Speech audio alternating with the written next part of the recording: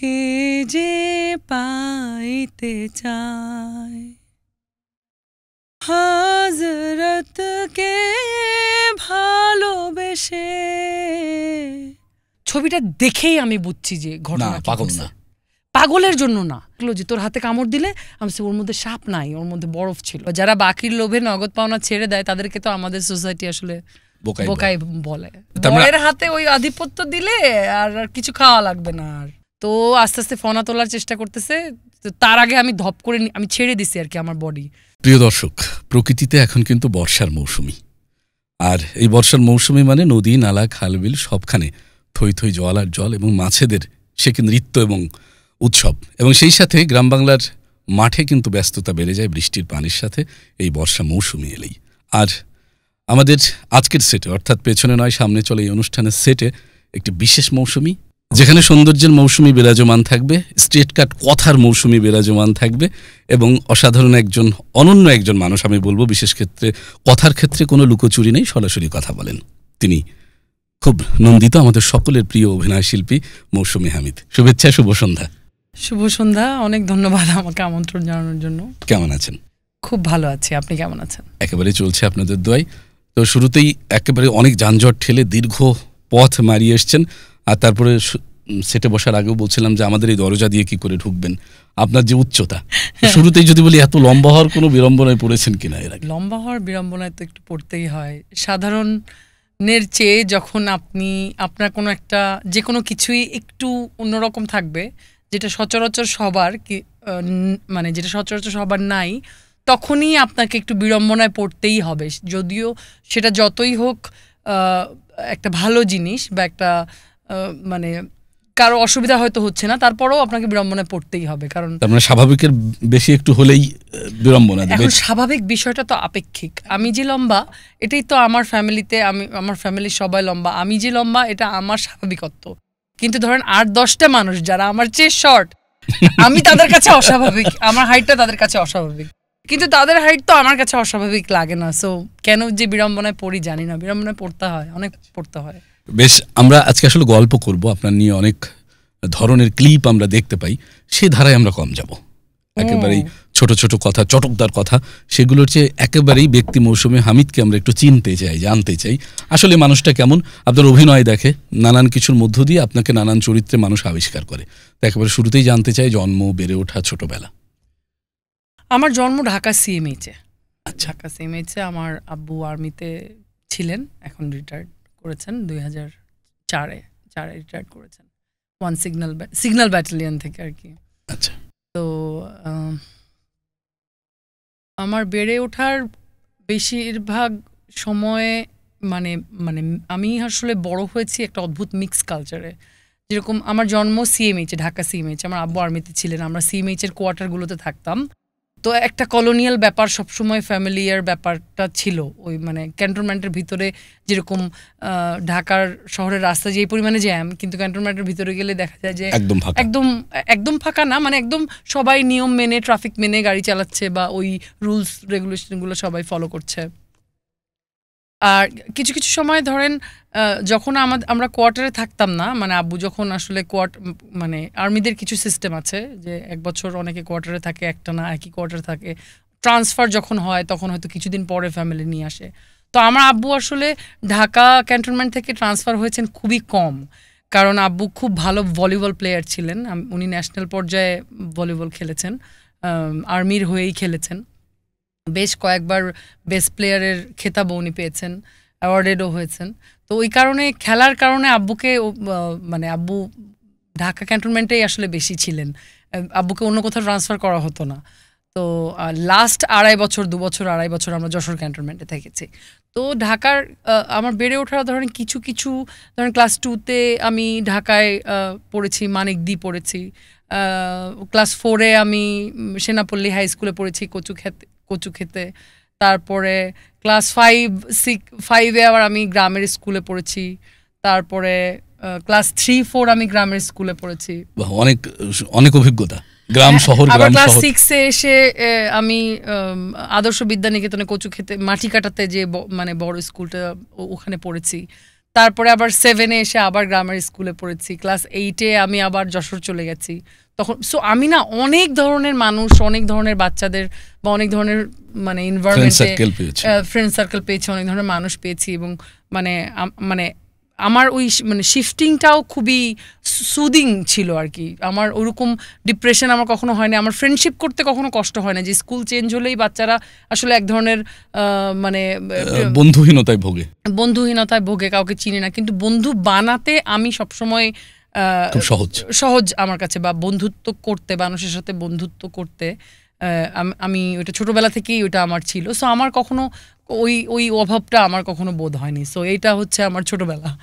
বাহ, তার মানে ছোটবেলায় বৈচিত্র্যময় অভিজ্ঞতা রয়েছে এবং স্কুল পরিবর্তনে সেই অর্থে মানসিক কোনো সমস্যা? হ্যাঁ, বৈচিত্র্যময় ধরেন আমি ওই যে গ্রামের দুরন্ত মেয়েটাও আমি ছিলাম, শহরে এসে খুব চটপটে বা খুব সহজেই শহুরে পরিবেশের সাথে খাপ খাইয়ে ফেলা মেয়েটাও আমি ছিলাম। তাতেও আমার কোনো মানে আমার ক্ষেত্রে সুবিধা হয়েছে। আমি আসলে গ্রামে ওই দুরন্তপনার ভিতরে ওই মাঠের মধ্যে দৌড়ে বেড়ানো, ওই গাছে ওঠা, ওই শালিক পাখি, পোষা শালিক পাখির জন্য ফড়িং ধরে বেড়ানো, মার্বেল খেলা ছোট ইয়েদের সাথে, দাদার সঙ্গে খেতে যেয়ে ধান রোয়া, বা রাত্রেবেলায় চাচুদের সাথে মাছ ধরতে যাওয়া কোচ নিয়ে।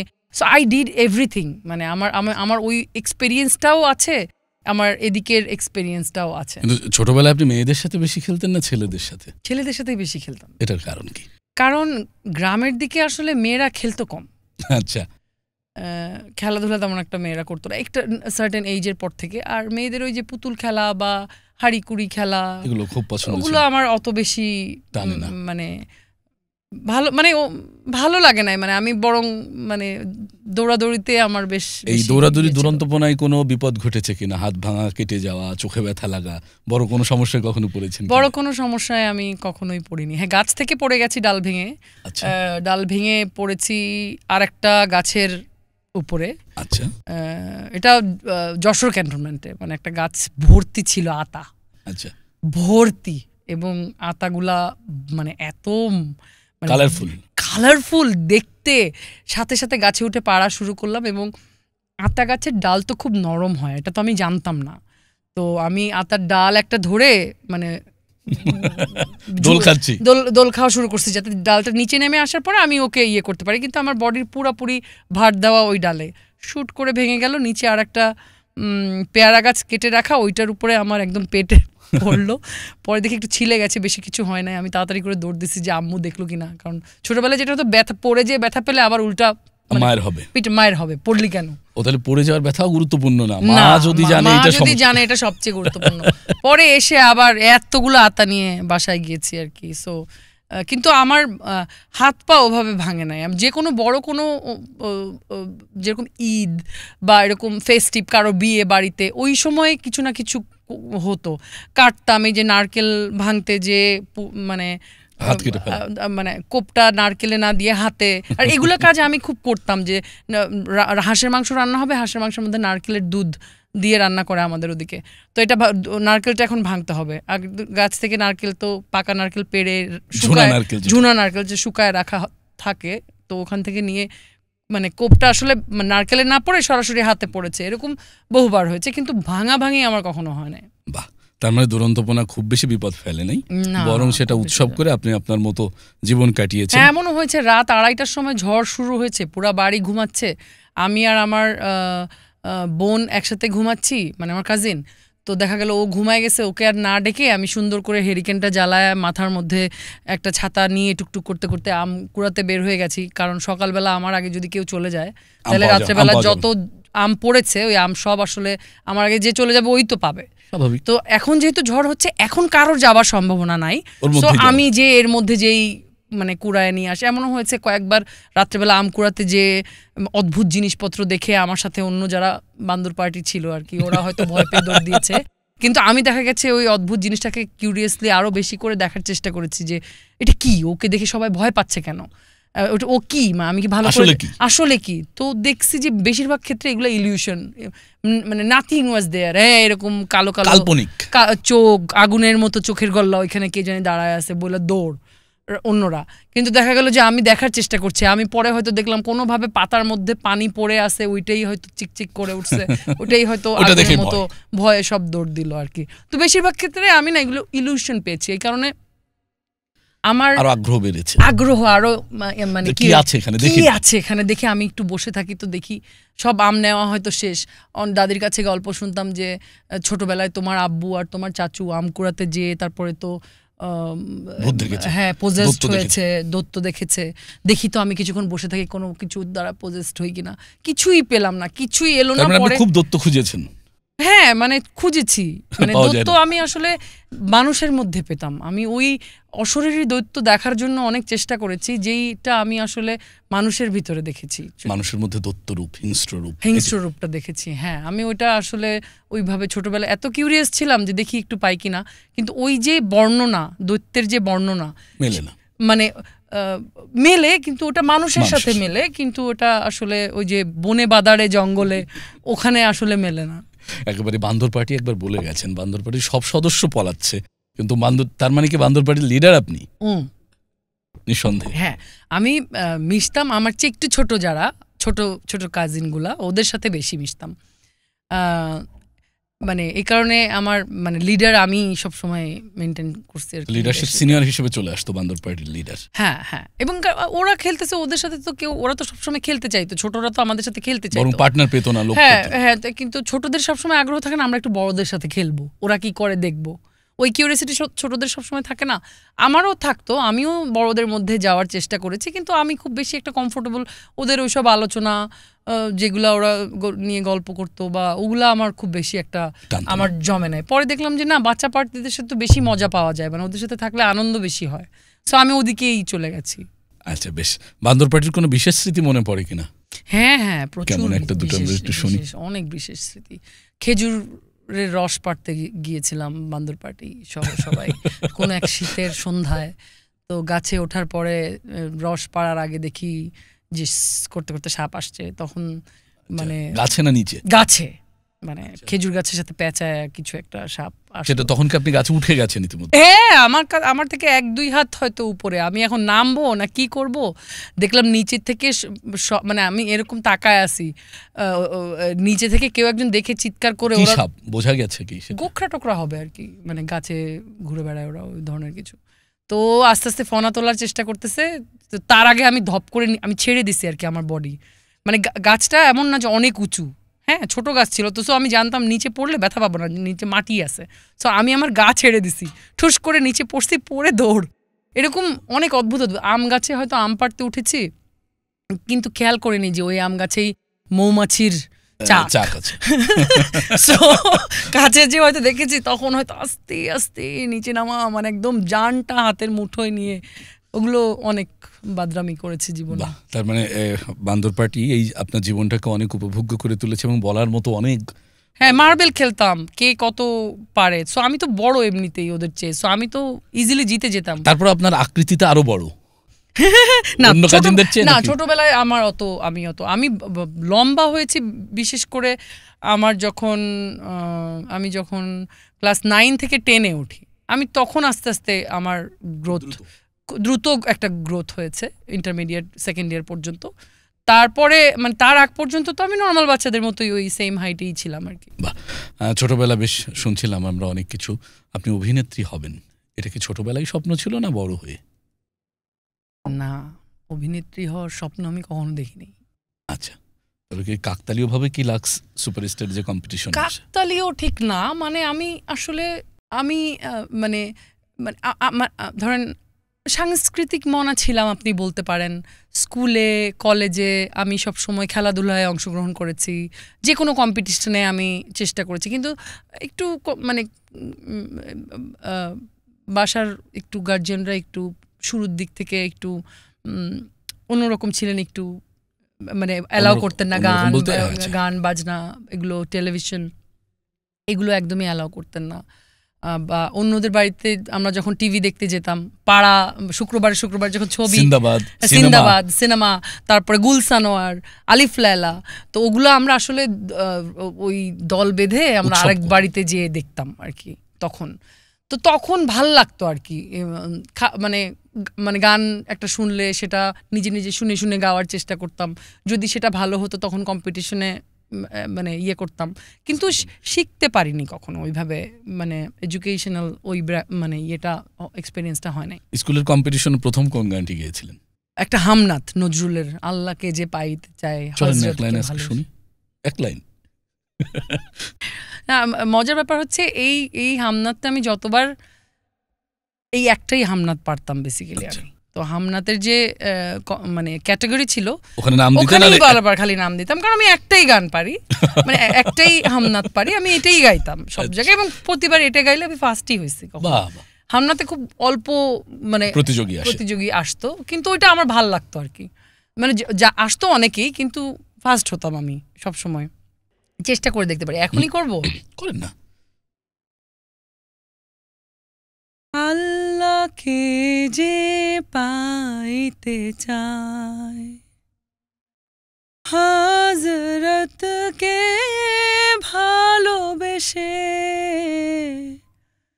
আল্লাহকে যে পাইতে চায়, হযরতকে ভালোবেসে, আরশ কুরসি লৌহে কালম না চাহিতে পেয়েছে সে, হযরতকে ভালোবেসে। বাহ বাহ বাহ। আমার কাছে মনে হয় মৌসুমী হামিদ অভিনয় চর্চা না করে গান চর্চা করলেও জায়গাটা সরি, এটা গানটা আমি জীবনের একটা সময় শেখার চেষ্টা করেছি। আমি যখন এসএসসি পরীক্ষার পরে যে 3 মাস গ্যাপ থাকে, ওই 3 মাস আমি লুকায় লুকায় আমার খালামণির বাসায় যেতাম, লুকায় লুকায় আমার খালামণির বাসায় যেতাম গান শিখতে। ও শিখতো, খালাতো বোনটা, এই সুযোগে প্রীতিলতা, হ্যাঁ, ওর হারমোনিয়ামে প্র্যাকটিস করতাম আর ওখানে যে শিখতাম। কিন্তু এটা নিয়ে ধরা খাওয়ার পরে আব্বুর কাছে বা ফ্যামিলির কাছে ধরা খাওয়ার পরে এটা আর পার্সু করা হয় নাই। আচ্ছা, বেশ। তার মানে ফ্যামিলি থেকে একটা বাধ্যবাধকতা ছিল যে জাতীয় কাজে যাওয়া যাবে না, গান, নাচ, আবৃত্তি, অভিনয় এগুলোতে যাওয়া যাবে না। তো সেই পরিবেশ থেকে বের হয়ে এরকম জায়গায় আসতে কি ধরনের প্রতিবন্ধকতা পরিবার থেকে পেয়েছেন, বা পরিবার কবে থেকে ইজি হলো?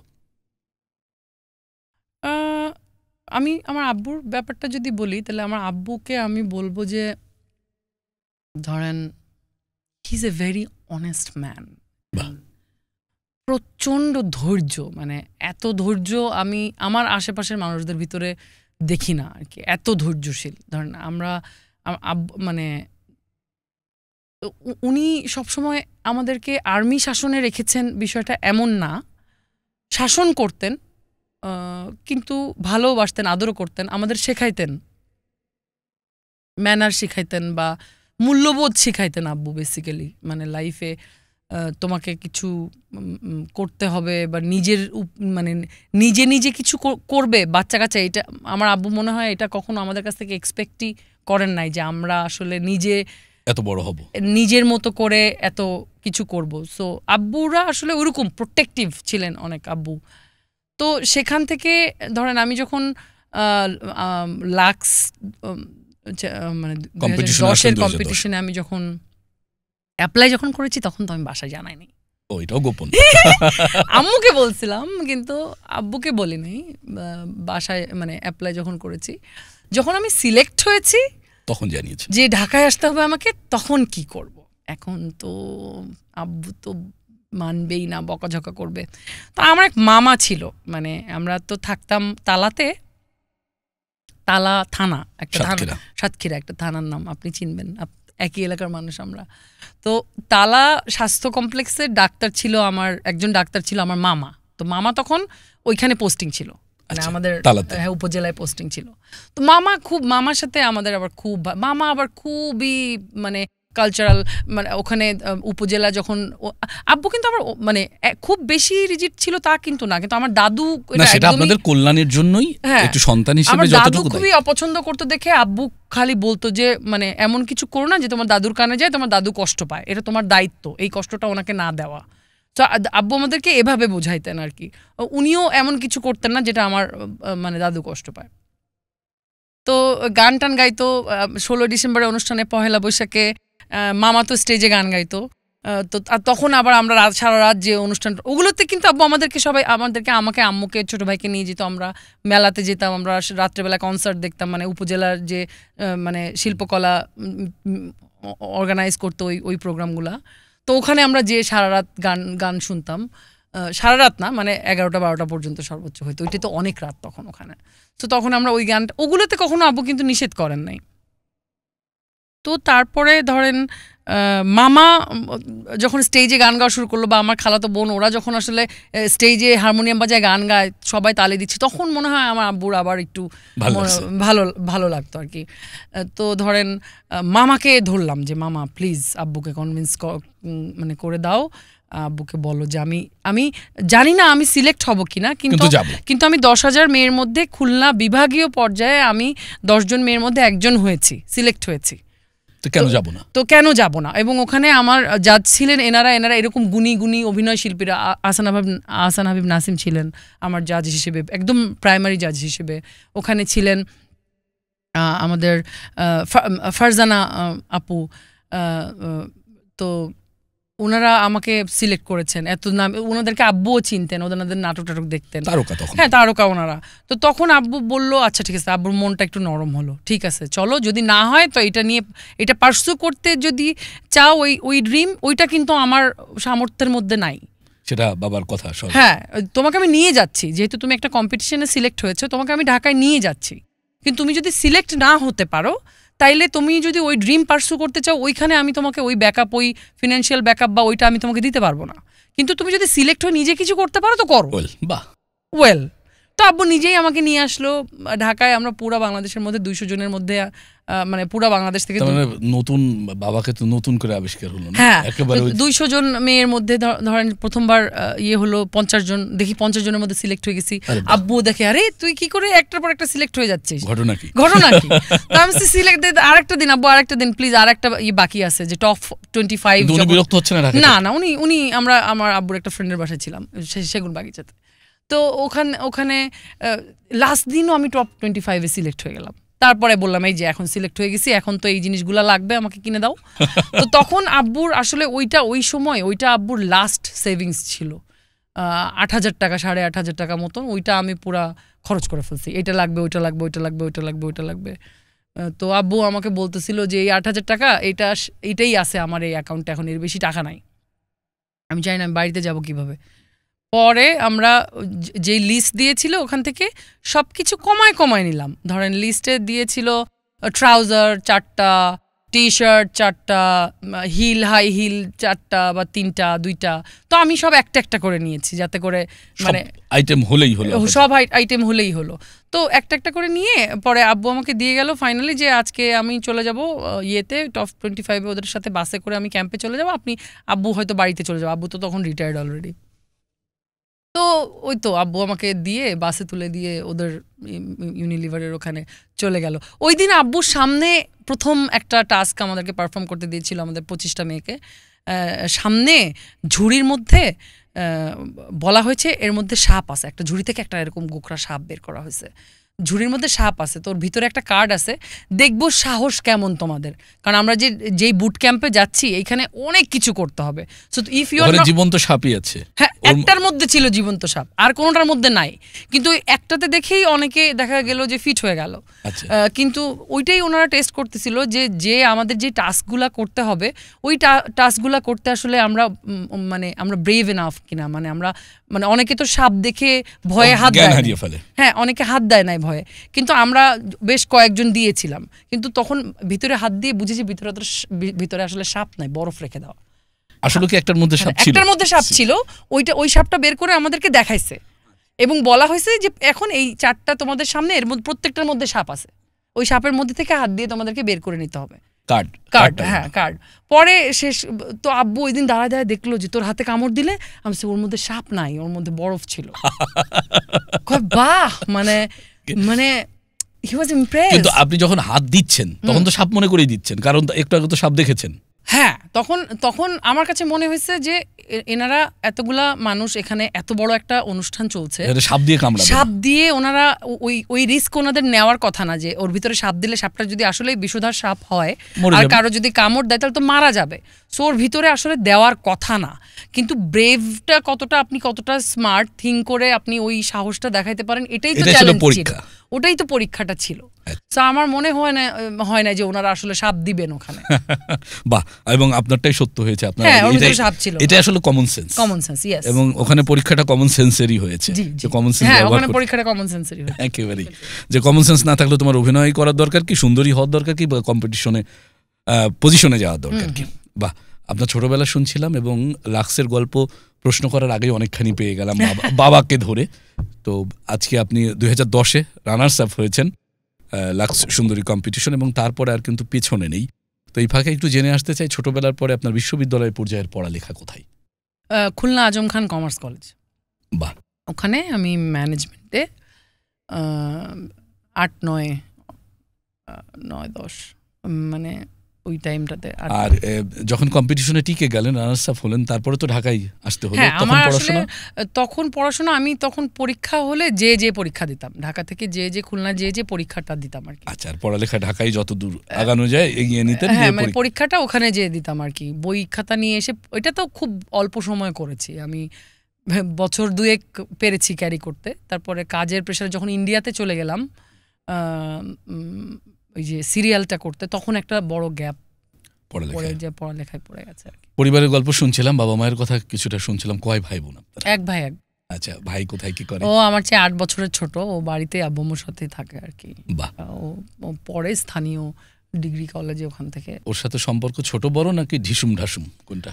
ও ঢিসুম ঢাসুম বলতে মানে I was very protective sister আর কি।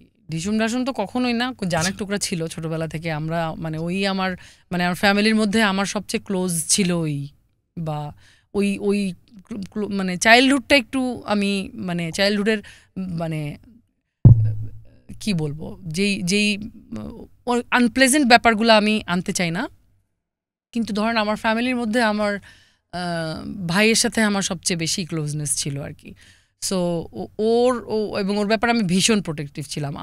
মানে আমার আব্বু প্রচুর কমপ্লেন খাইছে, ও হয়তো মারামারি করে ওকে হয়তো কেউ মারছে, বাইরে থেকে আসছে, আমি যে হয়তো ওইটার যে মাথায় হ্যাঁ ইট মেরে হয়তো ফুটা করে দিছি বা কিছু একটা করে দিচ্ছে, যে তুই আমার ভাইকে মারছিস কেন, সেই বিচার আবার বাসায় আসছে মারছে। আব্বু তখন আমাকে শাসন করছেন। আমার আব্বু অলওয়েজ, কেউ যখনই আসে বাসায়, আব্বু আমাকে শাসন করছেন, কিন্তু যেটা বলার, ওনাদেরকেও যেটা বলার সেটা উনি বলছেন, যে আমি আমার মেয়েকেও শাসন করলাম, আপনাদের সামনে শাসন করলাম, এখন আপনারা যে, কারণ দোষ দুজনেরই, আর বাচ্চাদের এই নালিশ নিয়ে তো আপনি আসছেন, আমি কিন্তু আপনার কাছে নালিশ নিয়ে যাই নাই। আমার ছেলেটাও ব্যথা পাইছে, আপনাদের বাচ্চাটাও ব্যথা পাইছে, আমি কিন্তু নালিশ নিয়ে যাই নাই। ছোটরা খেলতে গেলে এরকম করবেই, এটা নিয়ে বড়রা আমরা যদি ক্যাচাল করি বা আমরা যদি এটা নিয়ে ঝগড়াঝাটি করি তাহলে তো আর বিষয়টা তো ওইরকম হইল না। কিন্তু মানে আপনারও উচিত ওকে এটা শেখানো, যে ইয়ে না করার, বাচ্চারা গ্যাঞ্জাম করলে বড়দের ইনভলভ হওয়ার কিছু না, ওরা বাচ্চা, ওরা কালকে আবার একসাথে খেলবে। শুধু তাই নাই, 2 বাচ্চা গোলমাল করেছে, এটা নিয়ে কাজই হচ্ছে আমাদের এলাকায়, কাজিয়া যেটা বলে গোলমাল, ও বাবা, এবং তারপর খুন হয়ে যায় 2 বাচ্চার গ্যাঞ্জামে। সো আমি কিন্তু আমার আব্বুকে আমি ছোটবেলা থেকেই দেখেছি যে আমাকে যতটুকু, বাচ্চাদেরকে আমাদেরকে যতটুকু শাসন করার উনি করেছেন, কিন্তু উনি আমাদেরকে ডিফেন্ডও করেছেন, প্রতিপক্ষকে উনি ডিফেন্ডও করেছেন, ছাড়েন না। আব্বু থাকে এখন ওখানে। আমি ঢাকায় আসার আগে আব্বু আমাকে বলেছিলেন যে আমি এখানেই থাকবো, আমি তোমার সাথে যে ঢাকা শহরে থাকবো না, হ্যাঁ ভালো লাগে না, আর আমি তোমার সাথে যে থাকবো না, সো তুমি এমন কিছু করো না যাতে আমি এখানে আমার মাথা নিচু করে চলতে হয়। সো আই ট্রাই টু, না সেটা প্রতিষ্ঠিত হয়েছে, এবং মৌসুমী হামিদের আলাদা একটা জায়গা তৈরি হয়েছে, স্বচ্ছ। আমি মনে করি গণমাধ্যমে বা মিডিয়াতে কাজ করার ক্ষেত্রে অনেক মানুষের বিভিন্নভাবে পরিচয় হয়, যে ও শিডিউল ঠিক রাখে না, ও কথা ঠিক রাখে না, ও ফাও কথা বলে, ও বেশি রিলস বানায়, শর্টস বানায়, ওর সংলাপে এক্সপ্রেশন আসে না। কিন্তু মৌসুমী হামিদের আলাদা একটা জায়গা আছে, যেটা বলে সেটা করে, এবং যে কোনো মূল্যে করে। মানে হ্যাঁ, আজকে আমার সকালবেলা আমি যখন দেখলাম যে আমি আসলে যে টাইমটা আপনাকে বলেছি ওই টাইমটা আমি পৌঁছাতে পারবো না, এবং তার আগে আমাকে জানিয়েছি, অ্যাটলিস্ট 3 ঘন্টা আগে আমি আপনাকে জানিয়েছি যে এইটা এই কয়টা টাইম ছিল, সেই টাইমের 3 ঘন্টা আগে জানিয়েছি, ভাই আমি একটু প্রবলেমে আছি, আমার আসতে মেবি আর একটু লেট হবে। তো আপনি তখন বলেছেন এইটুকু কমিউনিকেশন, তো এটা তো খুব বেশি কষ্ট হবার কথা না করাতে। হ্যাঁ, না এইখানেই অনেকেই ধরেন যে একটু নামী অভিনেত্রীরা বিশেষ করে দেখা যাচ্ছে 3 ঘন্টা ফোন ধরছে না। এই কারণেই আমি নামী অভিনেত্রী হতে পারিনি কখনো। এবার একটু আপনার কাজে আসতে চাই। পরিবার সম্পর্কে আমরা জানলাম, আপনার মা বাবা ভাই সম্পর্কে জানলাম। আপনি শুরু করেছিলেন সেই যে 2010-এ লাক্স সুপারস্টার কম্পিটিশনের মধ্য দিয়ে যে উঠে আসলেন, এরপরে কিন্তু আর পেছনে তাকাননি। সিনেমা করেছেন, নাটক করেছেন এবং বেশ কিছু কমার্শিয়াল সিনেমা আপনার রিলিজ হয়েছে। তো এই প্রেক্ষাপটে একটু বলতে চাই এই মুহূর্তের ব্যস্ততা কেমন, কি কি কাজে আছেন? এই মুহূর্তে কাজের সিনেমা করতে চাই, ভালো ভালো সুন্দর সুন্দর সিনেমা করতে চাই, একটু এক্সপেরিমেন্টাল কাজ করতে চাই। সো আপাতত কাজের জায়গাটা ওই দিকেই। ফোকাস কোনটাই?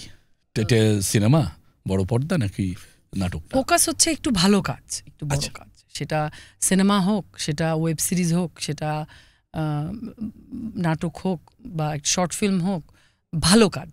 মানে নট নেসেসারিলি বিগ বাজেট হইতে হবে, কিন্তু ভালো কাজ। এখন ভালো কাজের সেই জায়গায় কি আপনি ক্যারেক্টার খোঁজেন না নাকি নায়িকাই খোঁজেন? চরিত্র। বাবা, এটা নিশ্চয়ই এটি বড় হওয়ার পেছনে আমার কাছে মনে হয় একটা বড় বিষয়, যে নায়িকাকে সবাই স্যাক্রিফাইস করতে পারে না, নায়ককে সবাই স্যাক্রিফাইস করতে পারে না। বিশেষ করে হিরো হিরোইনরা ডিসিশন নেয় আমি তো নায়ক, আমি তো নায়িকা। তো এটা একটা ভালো উদারতা। তো আপনার সাথে আমার মানে একটা কাজের সামান্য অভিজ্ঞতা আছে 1-2 দিন, সেটি হচ্ছে গাজী রাকায়েত পরিচালিত গোর।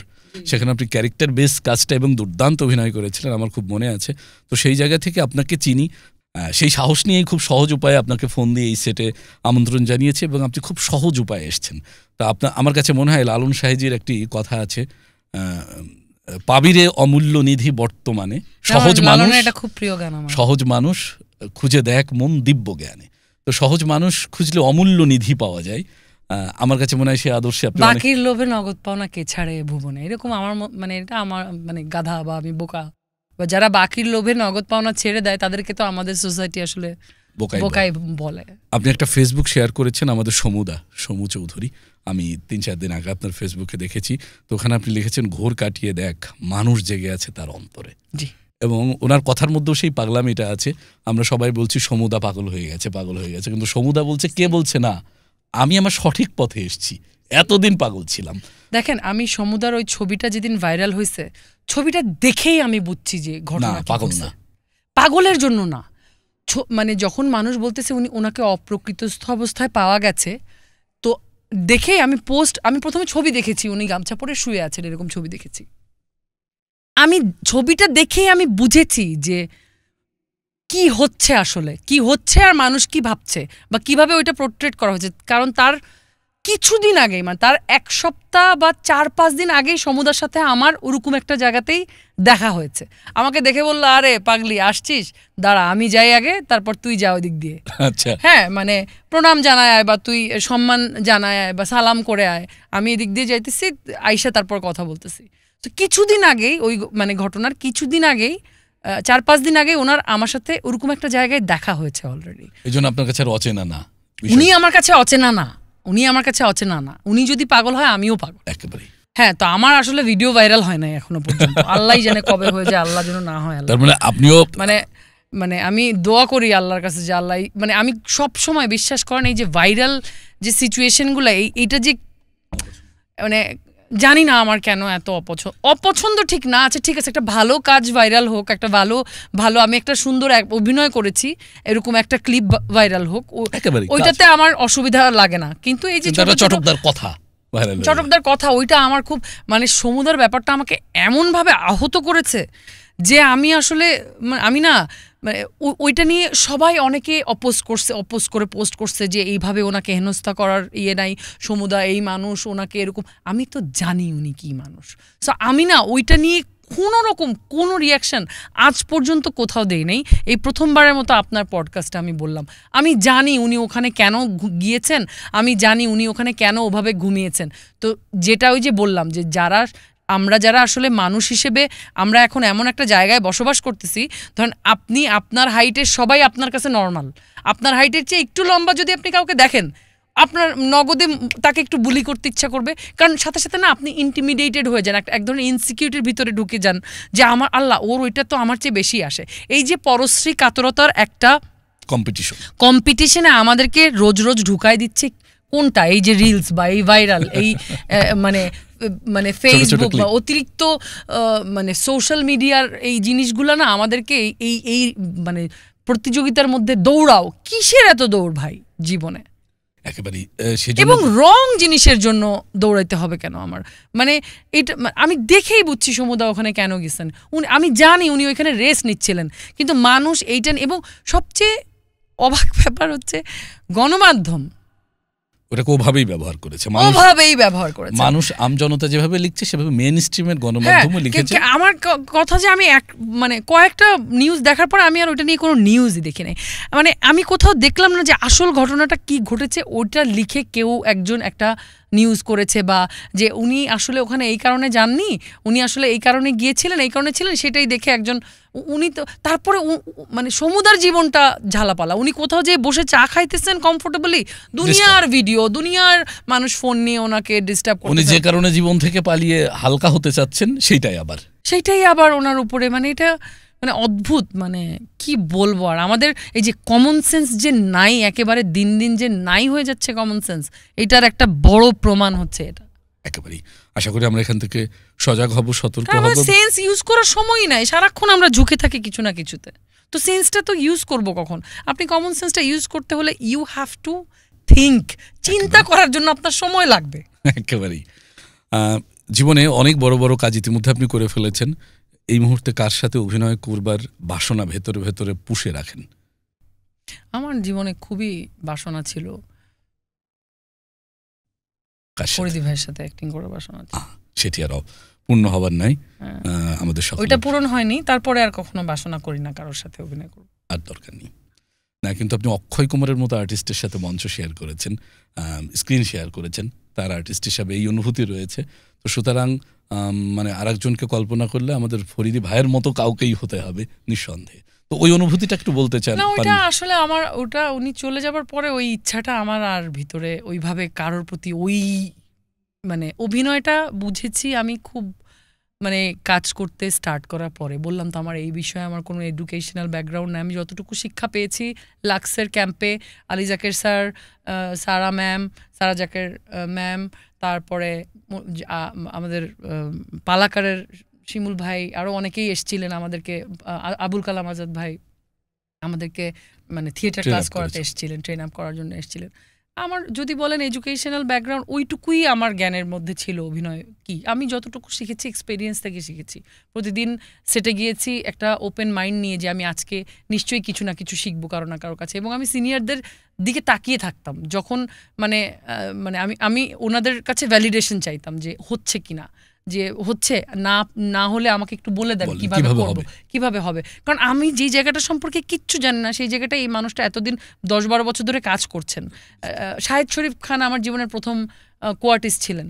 সো উনি তো ওই সময় আমাদের সুপারস্টার। তো আমি তো ওনার কাছ থেকে আমি ওনাকে জিজ্ঞেস করবো না যে ভাই কীভাবে করবো, আপনি একটু বলে দেন এভাবে করলে ভালো হয়। সো ওই হেল্পটা আমি সবসময় সিনিয়রদের কাছে পেয়েছি এবং চেয়েছি। আমি চেয়েছি এবং পেয়েছি। মিডিয়াতে সবচেয়ে প্রিয় বন্ধুকে? বন্ধুত্বটা তো ভেরি পার্সোনাল। আচ্ছা, এটা পার্সোনালি রাখতে চান? পার্সোনালি। আচ্ছা, মিডিয়ার বন্ধুত্ব যার কারণ আমি বন্ধুত্বটাকে আসলে অন্যভাবে ডিল করি। ধরেন আমাদের মিডিয়ার মেইন হেড হচ্ছে ট্রাম্প। তো আমার যদি ট্রাম্পের সাথে বন্ধুত্ব থাকে, তো বেশিরভাগ মানুষকে আমি এই বন্ধুত্বটা বেচতে দেখছি, সেল করেছে, এবং খুব সস্তা দরে, খুবই সস্তা দরে। আমি ওই ফ্রেন্ডশিপটা কখনোই সেল করতে চাই নাই। এই কারণে আমি বলতে চাই না মিডিয়া আমার বেস্ট ফ্রেন্ড কে। আচ্ছা, মিডিয়ার বাইরে গেলে ব্যক্তি জীবনে আমার বেস্ট ফ্রেন্ড আছে। বেস্ট ফ্রেন্ড আমার বাসার উপরের ফ্ল্যাটেই থাকে। আমি যেখানে থাকি আমার উপরের ফ্ল্যাটেই থাকে। আমার আরও একটা খুবই ক্লোজ ফ্রেন্ড, উনিও বসুন্ধরাতেই থাকে। সব কাছাকাছি। আমার কিছু বন্ধু থাকে উত্তরায়, মাঝে মাঝে ওদের ওখানেও যাই আমি আড্ডা মারতে। একেবারে অবসরে কি করেন? অবসরে অনেক কিছু করি, বেশিরভাগই সময় রান্না করি। তার মানে রন্ধন শিল্পীও আপনি? শিল্পী কিনা জানি না, তবে রান্না করলে ভালো হয়, খাওয়া যায় আর কি। সবচেয়ে বেশি কি রাঁধেন? মানে ধরেন এখন তো বিয়ে শাদী করে সংসারই হয়ে গেছি, তো এখন রেগুলার বাসার খাবার যেগুলা আমরা রেগুলার খাইতে হয় সবই আমি রান্না করি। আমি চেষ্টা করি কুকড ফুড, মানে বাসায় হোমমেড ফুডটা খাবার, ওই চর্চাটা আমি করি। এবং আমি তো ঢাকায় আছি বহুদিন ধরেই, আমি সবসময় রান্নাটা আমি নিজেই করার চেষ্টা করেছি। আমি কখনোই বাইরের খাবার বাসায় এনে বা কাউকে দিয়ে রান্না করায় খাওয়া ওইটা অভ্যাস আমার তৈরি হয়নি। রান্নাটা আমি সবসময় নিজে করেছি। বাবা, তার মানে এখন রান্নার রেসিপি নির্বাচন হয় কার আধিপত্যে, নিজের না বরের? আমার আধিপত্য হবে। কার আধিপত্য হবে? কিচেন আমার, আমি কিচেনের আধিপত্য অন্য কাউকে দিব মানে? আচ্ছা আচ্ছা, বরের হাতে ওই আধিপত্য দিলে আর কিছু খাওয়া লাগবে না আর। আচ্ছা, আমি ভোজন রসিক খুব, মানে আমার খাবার, মানে আমি খুবই ফুডি, আমি ভোজন রসিক আপনি বলতে পারেন।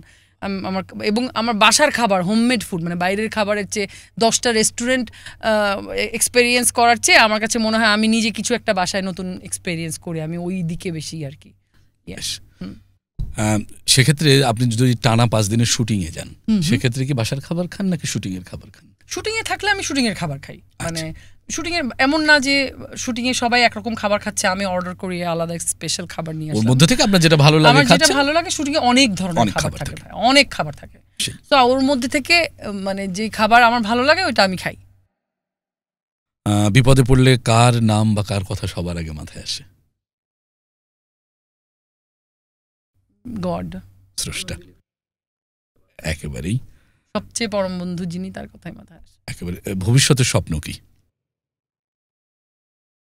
এই জায়গাটা আমি না, ভবিষ্যতের স্বপ্ন আমি দেখতে পাই না। ওইটা আমি that's not how I process মানে ইন্ডিভিজুয়ালি, মানে ব্যক্তি জীবনে একটা স্বপ্ন দেখে ওইটা ওরকম করব, ওইভাবে আমি কখনোই আগাইনি। আমি যেই কাজটা বর্তমানে করছি ওই কাজটা আমি ফোকাস দিয়ে করার চেষ্টা করি। সো এই কাজটি ভবিষ্যৎ নির্বাচন করব, অর্থাৎ বর্তমানে মনোযোগী, যে বর্তমান সময়টি সবচেয়ে উত্তম সময়। প্রেজেন্স সবচেয়ে, মানে আমরা তো প্রেজেন্টে কেউ থাকতেই চাই না, আমরা প্রেজেন্টের ভ্যালু বুঝি না বা আমরা এটা নিয়ে বুঝতে পারি না। কিন্তু প্রেজেন্ট ইজ সবচেয়ে বেশি ইম্পর্টেন্ট আমার কাছে মনে হয়, যে ফিউচারের চেয়ে। ফিউচার তো আপনি আজকে, আমি যেতে যেতে আমি বাসায় আজকে পৌঁছাতে পারবো কিনা আমি তো জানি না, জানি এটা কেউ জানে, এটা কেউ বলতে পারবে না। এটা যত দ্রুত আসলে ভিতরে ধারণ করে ফেলা যায় তত আপনি প্রেজেন্টে থাকতে পারবেন বলে আমার মনে হয় আর কি। একেবারে। আপনার বিলে মাছ ধরার অনেক অভ্যাস আছে, সে কথা শুরুতেই বলছিলেন। তো কোন মাছ বেশি ধরেছেন, সবচেয়ে বেশি মনে পড়ে? মাছ ধরাটা ছোটবেলায় one of my favorite thing to do, মাছ ধরা। I love fishing. সেই ধারাবাহিকতা এখন কি এই শিং মাছ, বাম মাছ আস্ত কিনে নিয়ে যান? একটা গ্রামের একটা ছেলে, ধরেন বেশিরভাগই ভাইদের দেখতাম, চাচাদের দেখতাম মাছটা ধরতে, আমরা বাচ্চারা মাঝে মাঝে নেমে যেতাম ধরতে। তো ওইটা না আমার কাছে ফ্যাসিনেটিং লাগতো, যে ডুব দিয়ে হাত দিয়ে কাদার উপরে হাত দিয়ে দিয়ে তাপ করে একটা ধরে উঠানো, ওইগুলো আমার কাছে ফ্যাসিনেটিং লাগতো এবং আমি ওটা শিখতাম। মানে কিভাবে ওই মাছটা ধরে আমি শিখতাম। তো আমি হাত দিয়ে মাছ ধরেছি, আমি জাল দিয়ে মাছ ধরেছি। বর্ষি তো স্কুল থেকে এসেই আমার, ধরেন আমি যতদিন গ্রামে থেকেছি, ধরেন যখন আবার ঢাকায় যখন আবার শিফট হয়েছি, তখন তো আসলে স্কুল থেকে আসার পর আসলে কিছুই করার থাকতো না। বাসার ভিতরে একটা পেয়ারা গাছ ছিল, ওই পেয়ারা গাছে উঠে বসে থাকতাম। বাসার ভিতরে কোয়ার্টার ভিতরে একটা আমাদের ছোট্ট একটু উঠান ছিল, ওই উঠানের মধ্যে 2টা গাছ ছিল, একটা কাঁঠাল গাছ, একটা পেয়ারা গাছ। পেয়ারা গাছটা টিনের উপরে ছড়িয়ে ছিটিয়ে ছিল। তো আমি বাসা মানে স্কুল থেকে এসেই পেয়ারা গাছে উঠে বসে থাকতাম আর কি বেশিরভাগ সময়। বাহ, কি দারুণ। কিন্তু গ্রামে স্কুল থেকে এসেই বসে নিয়ে সোজা মাছ ধরতে হয়, পুকুরে নেলে, বিলে নেলে, এদিকে নেলে ওদিকে। আচ্ছা, গ্রাম আমাদের অনেক টানে, বিশেষ করে শিল্পীদের ভীষণ টানে, কিন্তু আমরা আটকে যাই নানানভাবে। এবং প্রায় আমি যতগুলো শিল্পীর সাথে কথা বলেছি, বিশেষ করে শহর কারোরই পছন্দ না, গ্রাম পছন্দ, শহর ছেড়ে যেতে চাই, কিন্তু কাজের প্রেক্ষাপটে আমরা অনেক ক্ষেত্রে আটকে যাই। তো কানেকশনটা আমরা যেটা করি, আমরা কানেকশনটা ছুটায় ফেলি, কিন্তু আমি কানেকশনটা কখনোই ছুটাই নাই। ধরেন আমি এখনো পর্যন্ত ঈদ করি আমার বাড়িতে, মানে বছরে 2বার আমার যাওয়া হবেই সাতক্ষীরায়। কিন্তু ঈদ শহরে ঈদ কিভাবে হয় আমি তো বুঝি না। সকালে নামাজ পড়ে এসে একটু সেমাই খেয়ে ঘুম দিয়ে তারপর একটা সিনেমা দেখলে ঈদ হয় না? হ্যাঁ, গ্রামে থাকলে ঈদ। গ্রামে আমার ঈদ এখনো গ্রামে করা, বের হই, গ্রামের বাড়িতে যাই, গাছতলায় সবাই মিলে বসে গরু কাটে, ছাগল কাটে, ওগুলা বসে করি। হ্যাঁ, তো গ্রামের ঈদ অনেক আমি এখনো পর্যন্ত যাই, এবং ফ্রি থাকলে আমার ভালো লাগছে না আমি চলে যাই বাড়িতে। তো ওই কানেকশনটা, আমি ওই কমিউনিকেশনটা সবসময় চেষ্টা করেছি মানে গ্রামের সাথে রাখার, নেচারের সাথে। বেশ, শুটিং সেটে কোনো অপ্রত্যাশিত ঘটনার কথা মনে পড়ে যেটি বলতে চান দর্শকদের? হ্যাঁ, অনেক অপ্রত্যাশিত ঘটনা আমাদের একটা? শুটিং সেটে ঘটে। অনেক প্রত্যাশিত ঘটনাও ঘটে আচ্ছা। এবং অনেক সুন্দর সুন্দর ঘটনাও ঘটে। শুধু অপ্রত্যাশিত ঘটনা ঘটে না। একটা অপ্রত্যাশিত কেন ঘটনা। অপ্রত্যাশিত ঘটনা কেন বলবো? প্রত্যাশিত সুন্দর কিছু বলি না কেন? আচ্ছা, হোক, উল্টাটাই হোক। সুন্দর শুটিং এর অনেক সুন্দর স্মৃতি। বিশেষ করে জালালের গল্প শুটিং করেছিলাম যেখানে টাঙ্গাইলে। ফুল মুন ছিল তখন। প্রতিদিন শুটিং শেষ করে রাত্রেবেলা নদীর পাড়ে, ওখানে কোনো নেটওয়ার্ক ছিল না ফোনের, নদীর পাড়ে যে মানে ওই ধান ক্ষেতের মধ্যে যে বসে থাকতাম রাত 1টা-2টা পর্যন্ত। চাঁদ দেখা ছাড়া কোনো কাজ নেই, কারণ নেট নেই, গুগল মামা নেই। নেট নেই, গুগল মাও নেই এবং দরকারও লাগতেছে না, ফিলই করছি না নেটের ব্যাপারটা, মানে এত আরাম লাগছে আর কি মানে ওই এনভায়রনমেন্টে। আচ্ছা, কোন ধরনের চরিত্রে অভিনয় করার লোভ ভেতরে পুষে রেখেছেন, স্ক্রিপ্ট খুঁজছেন কিন্তু পাচ্ছেন না? একটা দুটো এরকম চরিত্র বলতে পারেন।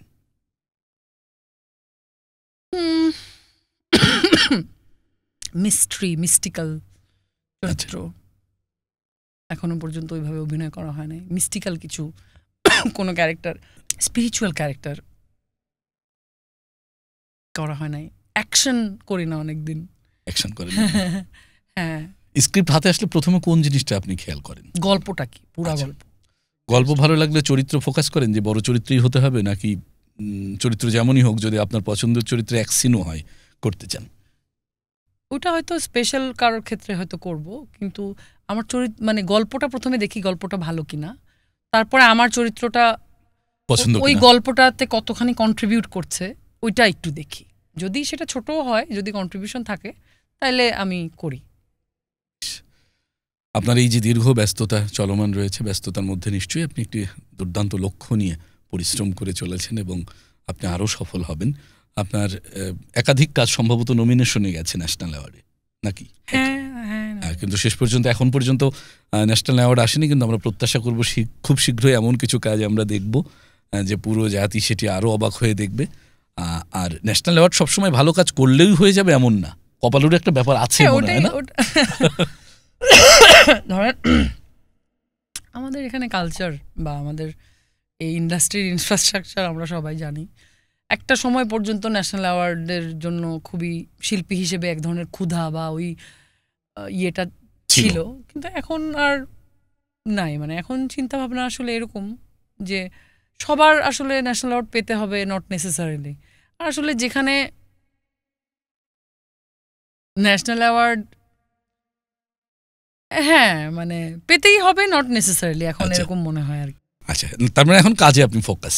কাজ ভালো হলে প্রতিদান কি আসবে কিনা, প্রতিদানে ফোকাস না হয় কাজে ফোকাস। কিন্তু শিল্পীদের ওই প্রতিদানটা লাগে, অ্যাপ্রিসিয়েশনটা লাগে, এতে এনার্জি আসে, তো এনার্জি আসে। কিন্তু ধরেন আমি এটা বহুদিন আমি এই ব্যথা হৃদয়ে ক্যারি করেছি, কিন্তু যেদিন থেকে আসলে বুঝেছি যে আসলে সবাই বা এটা এক ধরনের মানে আমি এই ব্যাপারে আমি আপনার সাথেও কথা বলতে চাই একটা ছোট্ট ব্যাপারে, যদি আপনি আমাকে অ্যালাউ করেন, যদি মনে না করেন আমি আপনার সাথেও বলবো।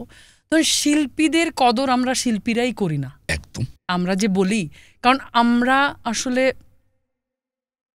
মানে মানে সবসময় আসলে ওরকম ফিলটা করতে চাই যে আমি বেটার, তো ওইটা আমরা মুখে বলতে চাই বেশিরভাগ ক্ষেত্রে, আমরা কাজে না। এবং ধরেন আমি যে বলে বেড়াচ্ছি, ঢোল পিটায় বেড়াচ্ছি আমি সবচেয়ে বেটার, আমি সবচেয়ে বেটার, আমি সবচেয়ে বেটার, কিন্তু আপনি আউটপুট নাই। কিন্তু আপনি যখন আমাকে কোয়েশ্চেন করবেন যে আউটপুট নাই তো আপনি তো সবচেয়ে বেটার, তখন আমি ওই যে মানে আমার পুরা সার্কেল দিয়ে আপনাকে মানে যে প্রশ্ন করবে প্রশ্নকর্তাকে থামায় দেওয়ার এক ধরনের মানে ইয়ে করার এক ধরনের প্রবণতা দেখছি।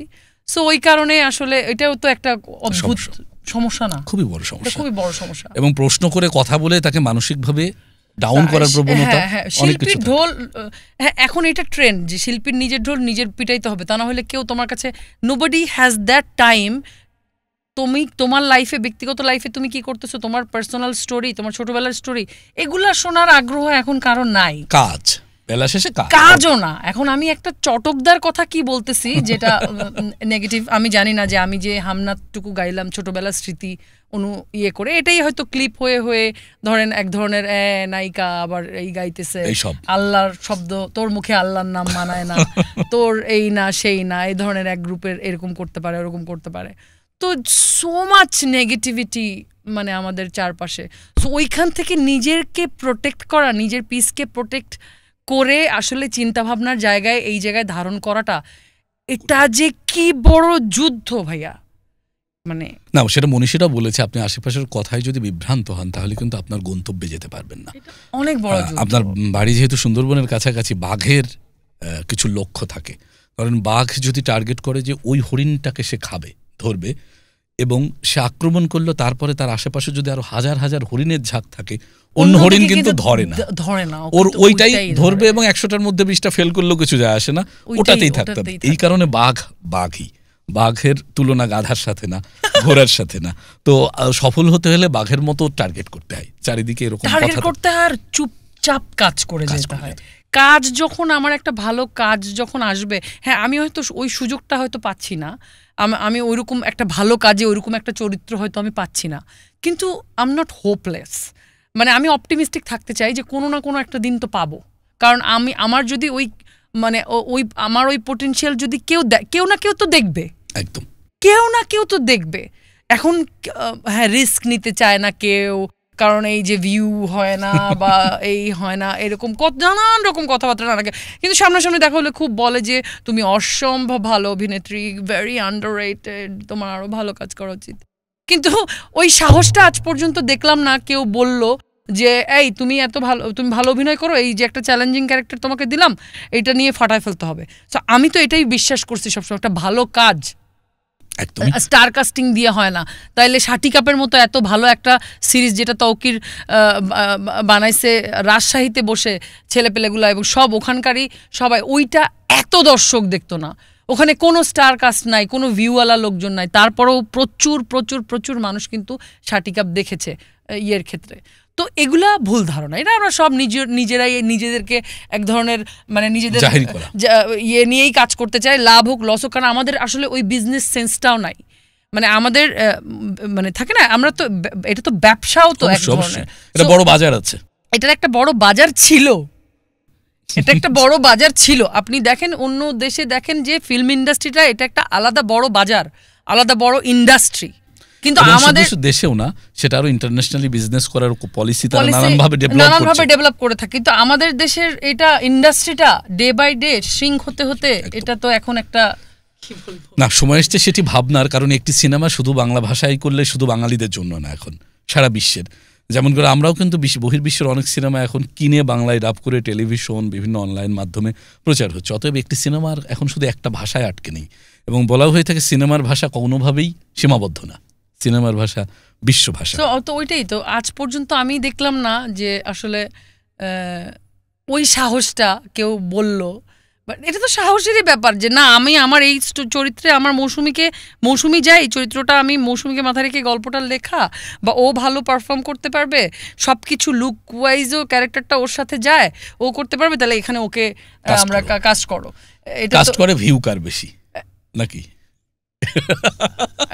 আই ডোন্ট নো, মানে যাদেরকে কাস্ট করে তারা খারাপ অভিনয় করে আমি এটা বলছি না, কিন্তু আমি ওই সাহসটা দেখি নাই কেউ ওইটা। এটা তো আমার কাছে এখন মনে হয় ধরেন এটা এক ধরনের সাহস, কারণ তা না হলে সবাই আমাকে বলতেছে আমি খুব ভালো অভিনেত্রী, আমি আন্ডাররেটেড অভিনেত্রী, আমি নায়িকা, কিন্তু কাজের সময় কেন এই দৈন্যতা তৈরি হচ্ছে, একটা ছোট্ট স্পেশাল অ্যাপিয়ারেন্স, একটা গেস্ট ক্যারেক্টার, বা এই ক্যারেক্টারটা এত ভালো, যদি ওটা করতে আমার সমস্যা নাই, ওটা আমি মানে ধরেন শিল্পী হিসেবে আমার তো আপনাকে চ্যালেঞ্জ দিচ্ছে না, চ্যালেঞ্জ নিচ্ছে না, একটা বড় ক্যারেক্টার দিয়ে, একটা ডুবুরির চরিত্র, একটা মেয়ে ডুবুরি, বা এই যে বহিমিয়ান ঘোড়াতে আমি একটা ছোট্ট চ্যালেঞ্জিং চরিত্র করেছি, আমি সুন্দরবনের একটা মাওয়ালদের সর্দার হওয়া আমার স্বপ্ন, আমার ক্যারেক্টারটা এরকম ছিল যে আমি সুন্দরবনের মাওয়াল, আমি ওই সুন্দরবনে অন্য মাওয়ালদের সাথে মাথায় করে ইয়ে নিয়ে আমি মধু কেটে বেড়াই, এটা তো একটা চ্যালেঞ্জিং চরিত্র। হ্যাঁ, তো ওই কিন্তু চরিত্রটা তো খুব বেশিক্ষণ থাকলো না, আমি তো খুব বেশি কিছু করতে পারলাম না ওখানে, কারণ ওই ক্যারেক্টারটার গল্পটাতে ক্যারেক্টারটার ওই অতটুকুই ইয়ে ছিল।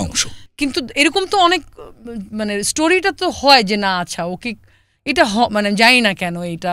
আমরা দ্রুত আগাচ্ছি শেষের দিকে, শেষ পর্যায়ে এসে না আমার গল্প করতে ভালোই লাগছে, মানে মজার ব্যাপার হচ্ছে কথা বলার কোয়েশ্চেন পাই না, কি বলবো, একেবারেই যেটুকু করেন কাজের মধ্যে থাকেন। আমরা চেয়েছি এই শোতে আপনাকে একটু আবিষ্কার করা আলাদাভাবে, এর মধ্যে জানলাম আপনার বাবার সম্পর্ক, মার সম্পর্ক, লাক্সে উঠে আসার গল্প, নানান গল্প, কিন্তু ব্যক্তিগত মৌসুমী হামিদকে অনেককে জানতে চাই, খুব স্বাভাবিকভাবে যে চরিত্রে দেখছে এইটা, কিন্তু আসলে মৌসুমী হামিদকে এটা জানতে চাই, জানার আগ্রহ মানুষের আছে, তারকাদের সম্পর্কে মানুষের আগ্রহ সবসময় রয়ে যায়। তো সেই প্রেক্ষাপটে আসলে আমরা চেষ্টা করছিলাম যে আপনাকে একটু যতটা জানা যায়, তো সেই জানা জায়গায় আমরা বেশ খানিক সফল বলতে পারি। আমাকে নিয়ে অনেকখানি আমার কাছে মনে হয় দর্শক যারা দেখছে তারা মৌসুমী হামিদকে একটু নতুনভাবে আছে কিছুটা হলেও আবিষ্কার করতে পারবে। আপনি কতটুকু আবিষ্কার করলেন? আই ওয়ান্ট টু মানে লিসেন ইওর পার্সপেক্টিভ। আমার একটি সবচেয়ে গুরুত্বপূর্ণ পয়েন্ট যে মৌসুমী হামিদের ক্ষুধা আছে একটি চ্যালেঞ্জিং চরিত্র দিয়ে পরিচালক বলুক যে এটা তোমার জন্য করেছি, তুমি পাগলের মতো লেগে যাও, এটার পেছনে লেগে থাকো। তো সেই জায়গায় আমার কাছে মনে হয় যে একটা কাজের যে তীব্র ক্ষুধা এটা সবার থাকে না। আমি ইন্ডাস্ট্রির, আমার কাছে মনে হয় আমি খুব কম কাজ করি ইন্ডাস্ট্রির, অন্তত অ্যাক্টিংয়ের জায়গা থেকে। তারপর আমার কাছে শটে গিয়ে মনে হয় যে, শুটিংয়ে গিয়ে মনে হয় যে 95% আর্টিস্ট শুধু দিনটা পার করতে চাইছে, শুধু কাজটুকু করে একটি সম্মানই হবে, একটা পেশা, এরকম জায়গায় আছে 95%। আর 5% সত্যি আত্মা দিয়ে কলজাটা বের করে কাজ করতে চাই, 5-7%, বেশি না। কিন্তু ওইটা কিন্তু ধরেন ওইটা যাদের করতে হয়, ওইটা কিন্তু যে 5-7% কথা বলছেন, ওই 5-7% ওদের কিন্তু লাইফটা দিনটা পার করা ওদের জন্য কিন্তু কঠিন হয়ে যায়। বাস্তবতা সেটা। হ্যাঁ, বাস্তবতা যে যতই কাজ করুক না কেন ওদের কিন্তু ভালো লাগে না, একটা ভালো কাজ হইতেছে না, বা ওর যে পোটেনশিয়াল আছে বেশিরভাগ ক্ষেত্রেই দেখা যায় যে ওই পোটেনশিয়াল ইউজই হচ্ছে না, মানে লাগতেছে না, একেবারে দরকার নাই আর কি এত ভালো অ্যাক্টিং করার আর কি, জাস্ট একরকম বললেই হয়ে যায়, হয়ে গেল, খালি চাং পূরণ হলেই হয়, মানে হ্যাঁ। তখন কিন্তু খুব মানে খারাপ লাগে, মানে একটা ব্যাড টাইম যায় তখন। তো ওই ক্ষুধাটা মেটানোর জন্য ধরেন তখন দেখা যায় একটা ছোট ক্যারেক্টার কিন্তু ভালো ক্যারেক্টার, ওইটা করার জন্য ধরেন তখন আপত্তি লাগে না যে না ওই কাজটা ভালো হবে, কাজটা ছোট হলেও ওইখানে তো অ্যাটলিস্ট একটু পারফর্ম করতে পারবো, মানে সো ওইভাবে মানে অন্তর্জালাটা মিটাই আর কি। একেবারেই। আমরা একটা চট জলদি পর্বে কিছু প্রশ্ন আপনার কাছে রাখতে চাই, বা আমরা এক শব্দ এক বাক্য বললে আপনি যা মনে আসে সেটি বলতে পারেন, এক্ষেত্রে কোনো বাধা বিঘ্ন নেই। মনুষ্যত্ব, মানুষ, বিবাহ,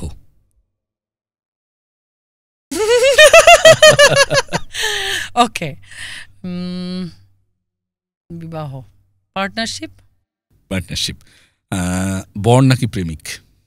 প্রেমিক। বাহ। মৃত্যু, কিউরিয়াস, জীবন, স্ট্রেংথ, টাকা, স্ট্রেংথ, হতাশা, লাইফ, অহংকার, ব্যাড ম্যানার বা ব্যাড হিউম্যান বিং, ধৈর্য, সাকসেস। বাহ। একদিনের জন্য অলৌকিকভাবে প্রধান উপদেষ্টা বা প্রধানমন্ত্রী হলে একটা বিষয় পরিবর্তন করবেন, সেটি কোনটা?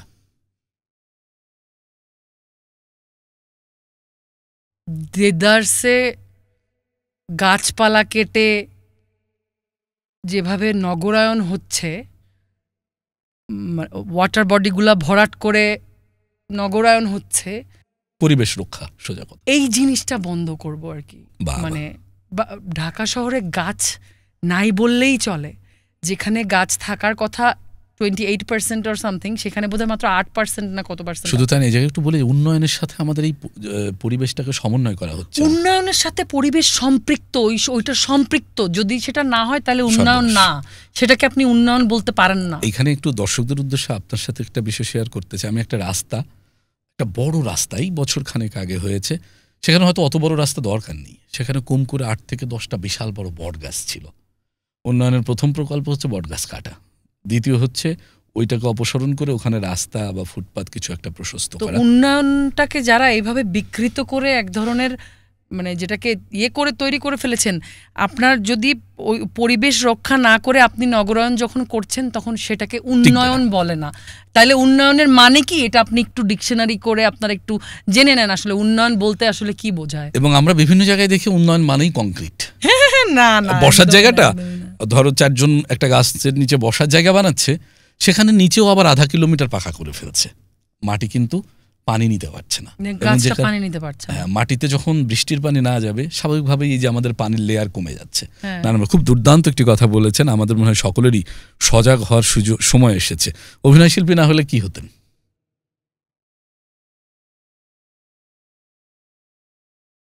ব্যবসায়ী হতাম, যদিও সেটা হবার চান্সেস এখনো আছে। মরে যায় নাই, আছে অভাব, লাভ, বিষ, ইলিউশন, মায়া, হিউম্যানিটি, ভালোবাসা। অভাব, কালই যদি শোনেন আর অভিনয় করা যাবে না, কি বেছে নেবেন? ব্যবসা, আচ্ছা, বিজনেস। বেশ, তার মানে ব্যবসা দিয়ে একটা ভালো নেশা আছে। বাংলাদেশের পরে কোন দেশকে বেশি পছন্দ করেন? নেপাল, ইন্ডিয়া। বাংলাদেশের কোন জেলা সবচেয়ে বেশি সুন্দর আপনার চোখে?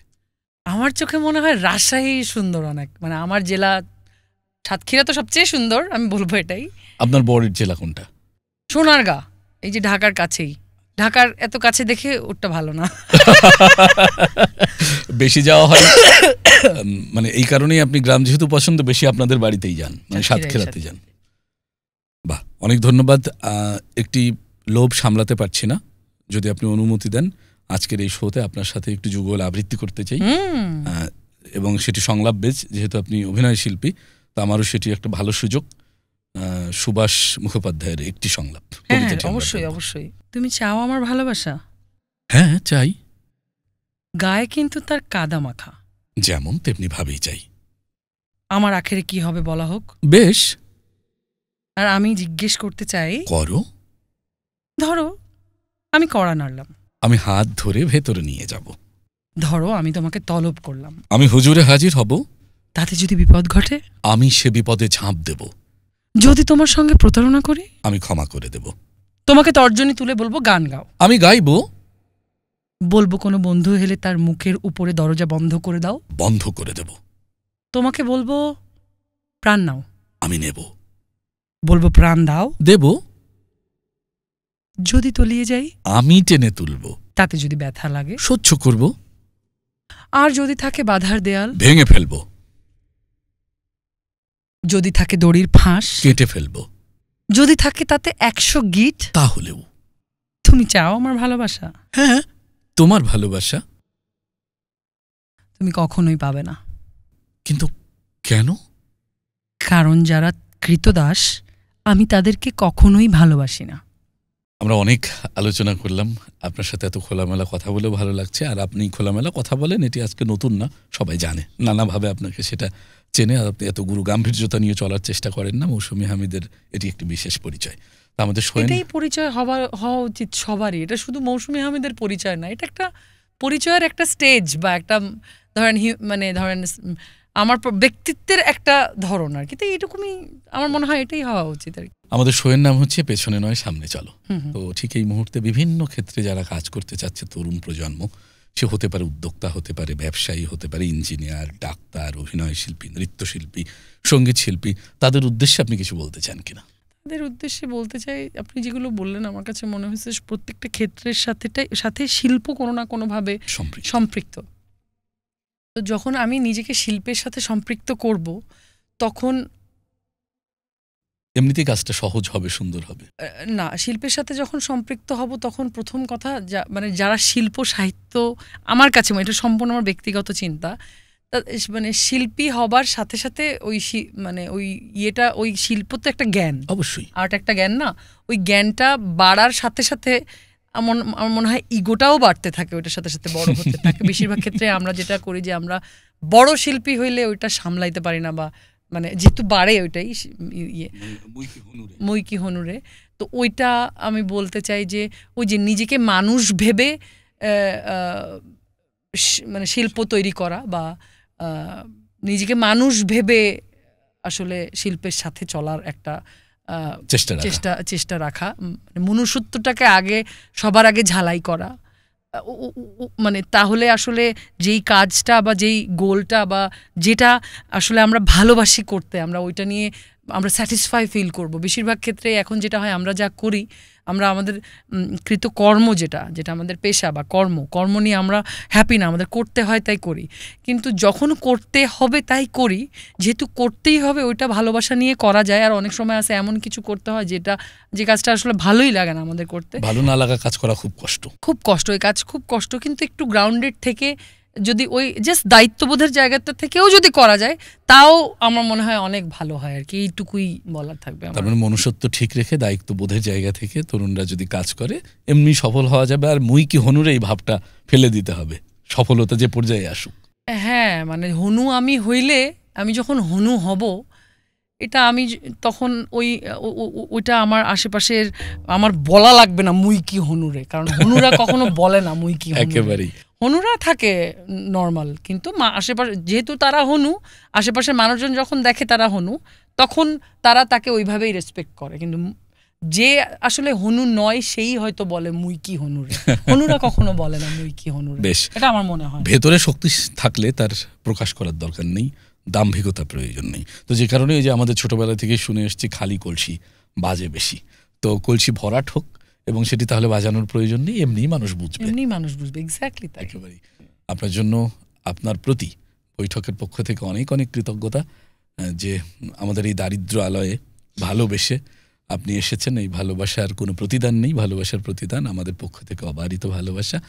এবং বৈঠক নান্দনিকতা নিয়ে কাজ করে, এই কাজের ধারাবাহিকতায় আপনি যুক্ত হলেন এবং এই আশা শুধু আজকেই আসা না, আপনাকে বৈঠকের নানান কর্মকাণ্ডে আঙিনায় পাবো, শৈল্পিক যাত্রায়, শৈল্পিক পথরেখায় আপনাকে পাবো, এই প্রত্যাশা রাখি। আপনার জন্য, আপনার পরিবারের জন্য, আপনার স্বপ্নের জন্য আমাদের পক্ষ থেকে অনেক অনেক শুভকামনা, শুভেচ্ছা। Thank you, thank you. বৈঠককে অনেক ধন্যবাদ আমাকে এখানে আমন্ত্রণ জানানোর জন্য, এবং বেশ অনেক সুন্দরভাবে মন খুলে কথা বলতে পারলাম। বেশিরভাগ জায়গায় তো আমরা এখন মন খুলে কথাটাই বলতে পারি না, যে আমাদের কথা বলার জায়গা কম, সো এখানে এসে বলতে পারলাম।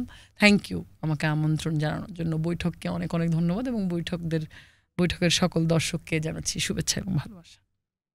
প্রিয় দর্শক, মৌসুমী হামিদ আজকের আয়োজনে ছিলেন। আগামী পর্বে আরও কোনো একজন নতুন অতিথি নিয়ে, যিনি পেছনে নয় সামনে এগোতে উৎসাহিত করে এবং তিনি এগিয়ে চলে, এমন কাউকে নিয়ে হাজির হব। সকলে ভালো থাকবেন, নিরাপদে থাকবেন, এমনটাই প্রত্যাশা।